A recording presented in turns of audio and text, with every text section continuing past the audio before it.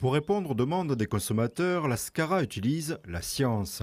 Philippe, un agronome averti, avec ses équipes a eu l'idée en 2014 de développer l'analyse de la sève xylémine.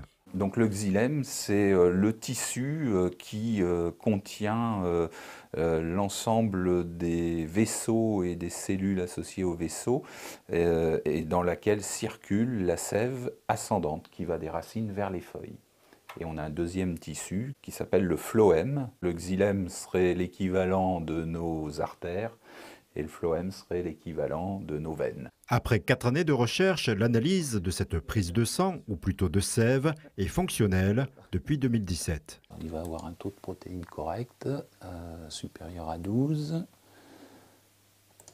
Et puis au niveau des éléments nutritifs, eh bien, il n'y a pas de correction particulière à faire. Et la prise de sang, c'est la prise de sève, et on analyse la sève qui va des racines vers les feuilles, donc qui contient tous les éléments nutritifs que la plante a puisés dans le sol par ses racines, et qui vont être stockés dans les feuilles et transformé en protéines par la suite. C'est l'agriculteur qui prélève des plantes dans sa parcelle. On lui demande de prélever 80 plantes. Il les amène au silo le plus proche de sa parcelle et la SCARA organise la collecte de tous les échantillons, envoie ces échantillons dans un laboratoire.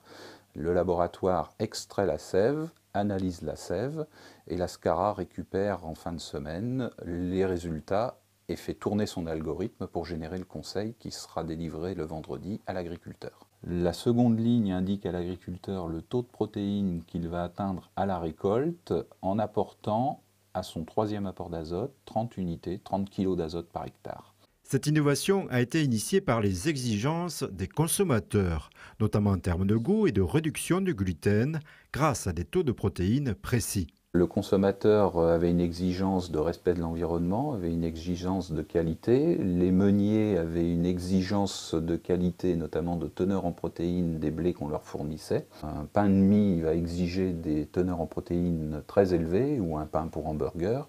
Et un pain en boulangerie artisanale va exiger un petit peu moins de protéines. Autre exigence du consommateur, le respect de l'environnement. Là aussi, l'analyse de sève xylémine s'est avérée efficace. Et quand on fait l'analyse des doses d'azote apportées, eh bien, on a permis d'économiser en termes d'émissions de gaz à effet de serre 70 kg par hectare pour les blés et pour les orges de printemps 240 kg.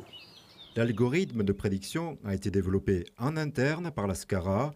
Près de 200 parcelles de blé et d'orge de printemps ont intégré avec succès ce dispositif.